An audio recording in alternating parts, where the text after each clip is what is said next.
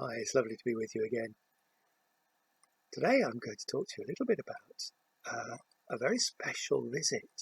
It was the visit of an angel to share a special message with Mary.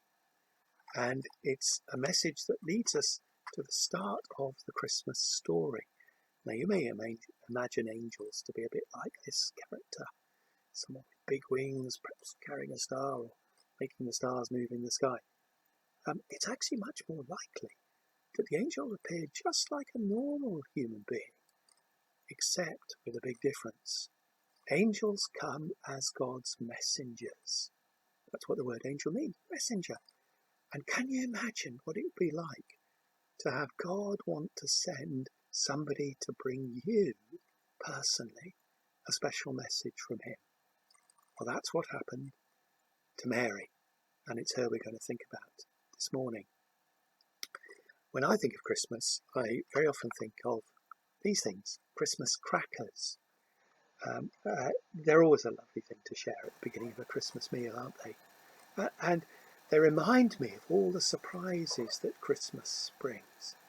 Well, you can't imagine a much bigger surprise than that Mary received when the angel Gabriel appeared to her and told her that she was going to have a special baby, not just any baby, but she was going to carry God's own son, and that she and Joseph were going to bring him up on God's behalf for everyone, a special gift for everyone. That was a big surprise for them. Now, when you have a cracker, one of the first things you do at the beginning of a meal is pull it. Oh, that one completely failed. Well, you can imagine, normally a cracker makes a big bang when you pull it. I don't know what's happened to this one. It's usually a little bit of fun, isn't it, at the beginning of a meal? A big bang, explosion happens, and it sort of surprises and frightens people a little bit. Not to scare us, but to make us wake up. And certainly when the angel Gabriel came to Mary, it must have been a bit like that bang that you normally expect from a cracker. She certainly seems to have been a little bit scared when he started speaking to her. I can understand that. Because the first thing he had to say to her was, "Don't be afraid, Mary. I'm bringing you good news." I suppose if God was wanting to speak directly to me, I'd be a little bit scared too. But the good news is she listened to what the angel had to say and was prepared, not for a fright, but for the good news that he was going to bring to her. I hope the rest of the cracker works a little bit better than that. So what have we got inside? Well, let's see what we can find. Let's empty this cracker out and see what's in there. Well, one of the first things we find is a little riddle or a joke. What do Santa's little helpers learn at school? The alphabet. It's always a little bit of fun, isn't it, to start with a joke or a riddle. Now, Sam explained last week that the prophets in the Old Testament, people like Isaiah, I think he mentioned, talked about what would happen when Jesus was going to be born. They described where he'd be born and said lots of things about his life. Now, at that stage, not everybody understood what they had to say. It was a bit like they'd received this little riddle, and Jesus' birth was going to be the answer to that riddle. God was going to make plain what he promised in the Old Testament. What else do we have in our cracker? Oops, wrong bit. Let's have a look. Normally you find inside,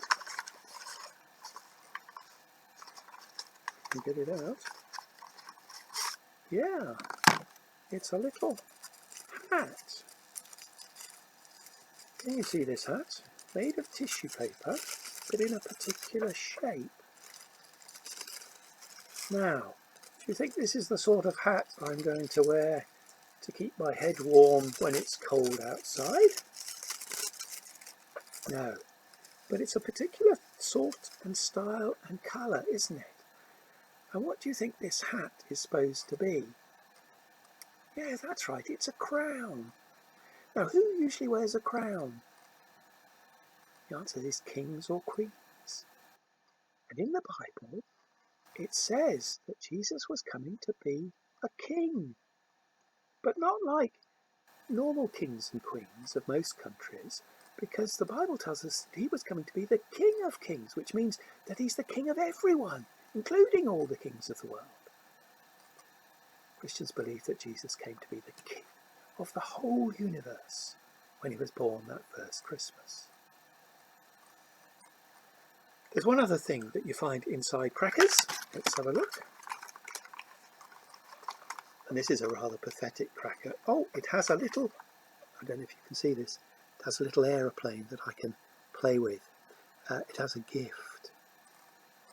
Now, we give gifts at Christmas. Some people link those to the gifts that the wise men brought to Jesus. Remember, they brought, what did they bring? That's right, gold and frankincense and myrrh. And because of this, we love to both give and receive gifts at Christmas time. But without Jesus, there wouldn't be a Christmas at all. Because actually, Jesus himself was God's gift to us all, promised by the angel Gabriel to Mary. He was God's loving gift to show his love for us. He was God's living gift to show us in human form what he is like. He was God's saving gift. The name the angel gave to the little baby who was to be born, Jesus, means actually God saves. And he came to be the one who helps us when we need his help and his forgiveness, his saving. And that's what we remember at every Christmas time, and what makes it such a special time for us all. So think of that visit of the angel. Not so much of the wings and the flying around and things like that. Heavenly hosts do that, but angels with special messages from God came to prepare the way for Jesus' birth. And think of the gift of Christmas, Jesus, God's loving gift, God's living gift, God's saving gift. Then you'll be near the heart of Christmas and its true celebrations. Let's just be quiet and have a prayer. Dear God, we're early on in our preparations for Christmas, but when we think of the parties and the food and the presents and the trees and all the things that make up Christmas, the crackers we've thought of today, let's not forget about the very first Christmas when we remember the birth of Jesus himself. Thank you that he comes as your special gift to us this Christmas time. Help us to think about that first Christmas, to remember that without Jesus there wouldn't be a Christmas, and to think about the things that really matter this Christmas time, the birth of Jesus himself.